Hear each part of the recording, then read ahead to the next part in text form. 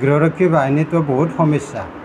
এতিয়া এই সমস্যাত আমি মানে জৰ্জৰিত হৈ আছোঁ। কিন্তু আজি কিমান বছৰ গেল, কিন্তু চৰকাৰে এতিয়া গেলে কাণে নলয়। তাৰোপৰি আমি কিছুমান ল'ৰাই এতিয়া ডিউটি নন ষ্টপ কৰি আছে, কিছুমান ল'ৰাই ডিউটি নাপায়। অফিচত যাওঁ, কামাণ্ডানে কয় তহঁতে হোমগাৰ্ডত কিয় সোমাইছা, তহঁতে হাজিৰা কামলা কৰি খা। তাৰপিছত কামাণ্ডানক যে প্ৰশ্ন কৰিছোঁ যে বাইদেউ আমাক সলকান ডিউটি লাগব, গতিকে কিছুমান ল'ৰাই বছৰ বছৰ কৰি থাকে, আমি কিয় নাপাওঁ। কৈছে তো এইটো হোমগাৰ্ড কিয় কৰা, বেলেগ কৰিলেতো হ'লাগৈ। তো এইবিলাক ধৰণৰ প্ৰশ্ন আহে।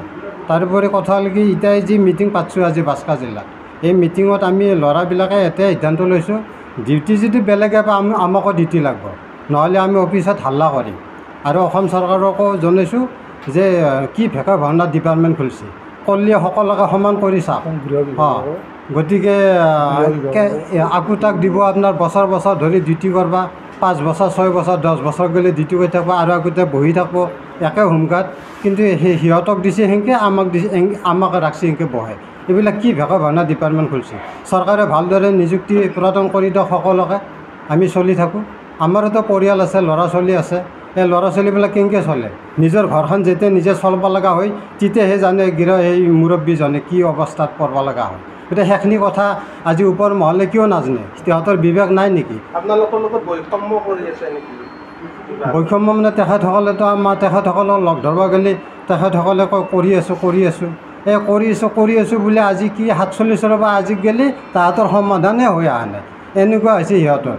গতিকে এইবিলাক অতি সোনকালে আমাক এটা ব্যৱস্থা লাগব, নহ'লে আমি পুনৰাই বেলেগ জংগী আন্দোলন বা কেছ মকৰ্দমাৰ আমি আদালতত কিছুমান কাৰ্যসূচী ল'বলৈ আমি তাৰমানে চেষ্টা কৰি যাওঁ। কিন্তু আমাৰোতো পৰিয়াল আছে, আমিওতো মানে এনেকুৱা ডিপাৰ্টমেণ্টত সোমাই আমিতো দিন কাটে। আজি কিছুমান বয়সস্থ হৈ আজি মানে যাব লগা হ'ল, কিছুমান মানে উপায়বিহীনত মানে চলব নাপা হৈছে, ডিউটি নাপা হৈছে। গতিকে কিয় এইফালে হয়, গতিকে সকলোকে ডিউটি লাগে, সকলোৱে সমান অংশত চাব লাগে। আপোনালোকে কিমানজনে এনেকৈ ডিউটি নোপোৱা হৈ আছে? এতিয়া বৰ্তমান 300ৰো অধিক ল'ৰাই তাৰমানে আমি ডিউটি পোৱা নাই, বহি আছোঁ। বছৰ হ'ল, এতিয়া 1 বছৰ 2 বছৰ মানে এনেকুৱাকৈ আমি বহি থাকিব লগা হৈছে। অফিচত যাওঁ, কৈ তোৰ ডিউটি নাই, অনলাইনত আহিলে না ডিউটি পাবি। কিন্তু তাৰে মাজত আৰু কিছুমান অফিচত যাওঁ, কিছুমান দুৰ্নীতি দেখা পাওঁ। তাৰমানে ভিতৰ চৰাকৈ আপোনাৰ কিছুমান ল'ৰাই ৰিলিজ হ'লেও তাৰমানে সিহঁতক ৰিলিজ নিদিয়ে, সিহঁতে ডিউটি কৰি থাকে। গতিকে আমি অফিচত যাই এইবিলাক কথা গম পাই তেখেতসকলক জিলা অধীক্ষকক প্ৰশ্ন কৰোঁ যে ছাৰ আমাক ডিউটি দিয়ক, আমি চলিব নোৱাৰা হৈছে পৰিয়ালটো। গতিকে কিয় তহঁতে কি হোমগাৰ্ডত কিয় সোমা, বেলেগ এটা কৰি নচলাগে যে এনেকুৱা ধৰণৰ কিছুমান প্ৰশ্ন কৰে তেখেতসকলে। গতিকে এইবিলাক কিয় হয়। আৰু তেখেতসকলক আমি এটা প্ৰশ্ন কৰিছোঁ যে কিছুমান ল'ৰাই যে বছৰ বছৰ ডিউটি ধৰি পাই থাকে, আমাক কিয় এনেকৈ কৰে, আমাকোতো ডিউটি দিয়ক। এটা নিয়মিতভাৱে আপোনালোকে এটা প্ৰচেছ লওক, আমাক ল'ৰাবিলাকক ডিউটি দি থাকক। ধৰক একজন ল'ৰা বৰ বেছি 2 মাহ 3 মাহ ঘৰত বহি থাকিলে সেই পৰিয়ালটো চলিব পাৰে। যেতিয়া নেকি আপোনাৰ 2 বছৰ 1.5 বছৰ পাৰ হৈ যাব, সেই পৰিয়ালটোত আপোনাৰ ল'ৰা ছোৱালী মাক বাপেকৰ কিমান খেলি মেলি হয় সেই মুখিয়াল মানুহজনে গম পায়। গতিকে এইবিলাক ব্যৱস্থা মুখ্যমন্ত্ৰীবিলাকো আৰু GP সিং এইবিলাক ব্যৱস্থা কৰক। তেখেতসকলৰ এটা বিবেক আছে, তেখেতসকলে জানা বুজা মানুহ। তেখেতসকলে যদি আজি হোমগাৰ্ডত থাকি এনেকৈ দিন কটাবলৈ গ'লে তেখেতসকলে তেতিয়া গম পালাগৈ। সেনেকুৱা সংক্ৰান্ত তেখেতসকলে বিবেকত খেলক। আৰু আমাৰ পিছৰ 26,000 গৃহৰক্ষী বাহিনীৰ এটা ব্যৱস্থা, এইটো সৰু বস্তু, চৰকাৰে একো নহয় কৰিম খুজিলে।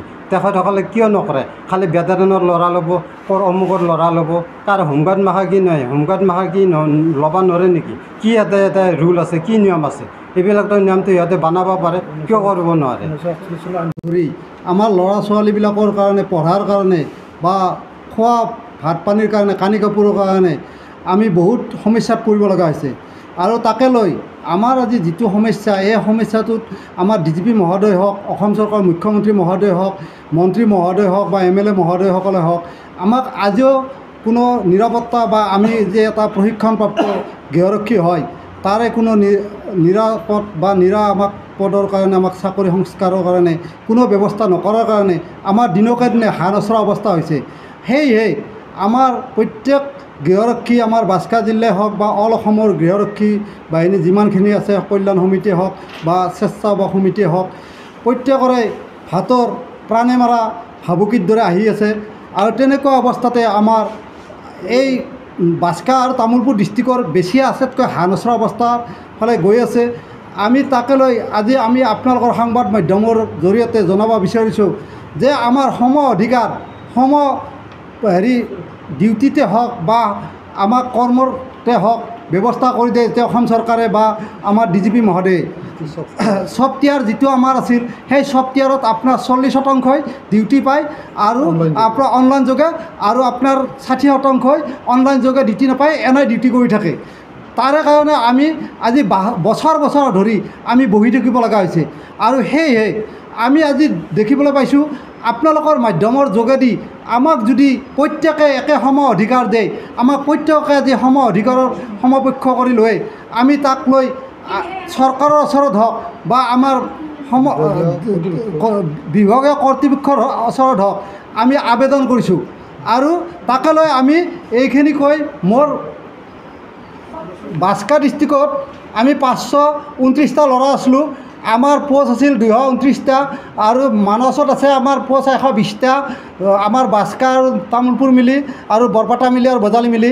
তাত আমাৰ মাত্ৰ ল'ৰা পাই আছে 50টাই, বাকী ল'ৰাটো এনে অনলাইন বিসংগতিত হৈ আছে আৰু তেনেকুৱাকৈ আমাৰ 229টা পোষ্টত আমাৰ 108টা ল'ৰাই ডিউটি পাই আছে ৰেগুলাৰ কৰি, বাকীখিনি বিসংগতিত পাই আছে।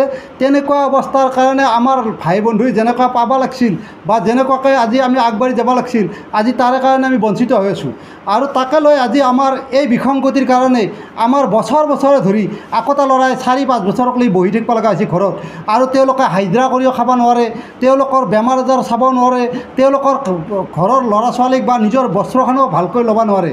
গতিকে সেই ছফ্টৱেৰৰ খেলি মেলিৰ কাৰণে বা আজি আমাৰ এই বিসংগতিৰ কাৰণে বা অসম চৰকাৰৰ আজি বিসংগতিৰ কাৰণে আজি আমি পানী মৰা ভাবুকিত চলি থাকিব লগা হৈছে।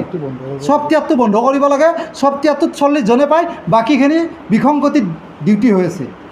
বিভাগীয় কৰ্তৃপক্ষক বাৰে বাৰে জনোৱা হৈছে, আমি নিউজ দি জনোৱা হৈছে, আমি মিটিং কৰি জনোৱা হৈছে, তথাপিও তেওঁলোকে আমাৰ মাহিমাৰ চকুৰ দৰে চাই আজিও আমাক কোনো ৰাস্তাক লৈ আনিব বিচৰা নাই।